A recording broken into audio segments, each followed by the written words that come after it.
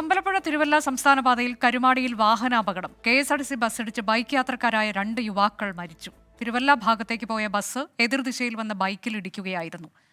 മനീഷ് മഹിപാൽ വിവരങ്ങളുമായി. മനീഷ്, വിശദാംശങ്ങൾ എന്താണ്?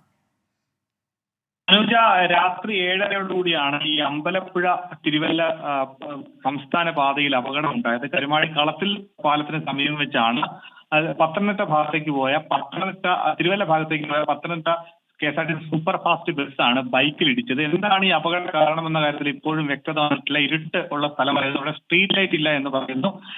ഇത് സംബന്ധിച്ച് അവിടെ ഉണ്ടായിരുന്ന ആളുകൾ പറയുന്നത് കൂട്ടിയിടിച്ച് ബഹളം കണ്ട് അങ്ങോട്ടേക്ക് എത്തിയതാണ്. രണ്ടുപേരെ അപ്പോൾ തന്നെ വണ്ടാനം മെഡിക്കൽ കോളേജ് ആശുപത്രിയിലേക്ക് എത്തിച്ചു. പക്ഷേ ജീവൻ രക്ഷിക്കാനായില്ല. കരുമാടി വിപിൻ ഭവനത്തിൽ 35 വയസ്സുകാരനായ വിപിൻ ദേവസ്യ, ഒപ്പം തന്നെ കരുമാടിയിൽ തന്നെയുള്ള വെട്ടുതൂത്തിൽ ബിനു ജോസഫ് 35 വയസ്സാണ്. രണ്ടുപേരെയും വണ്ടാനം മെഡിക്കൽ കോളേജ് ആശുപത്രിയിൽ എത്തിച്ചെങ്കിലും ജീവൻ രക്ഷിക്കാനായില്ല. ഇരുവരും ഒരു ബൈക്കിൽ അമ്പലപ്പുഴ ഭാഗത്തേക്ക് വരുന്ന സമയത്താണ് ഈ കരുമാടിയിൽ വെച്ച് ബസ് ഇടിച്ച് അപകടം ഉണ്ടായതും പിന്നീട് ഇവരുടെ ജീവൻ രക്ഷിക്കാൻ ആശുപത്രിയിൽ എത്തിച്ചെങ്കിലും അമ്പലപ്പുഴയിൽ KSRTC ബസ് ബൈക്കിലിടിച്ച് 2 യാത്രക്കാർ മരിച്ചു.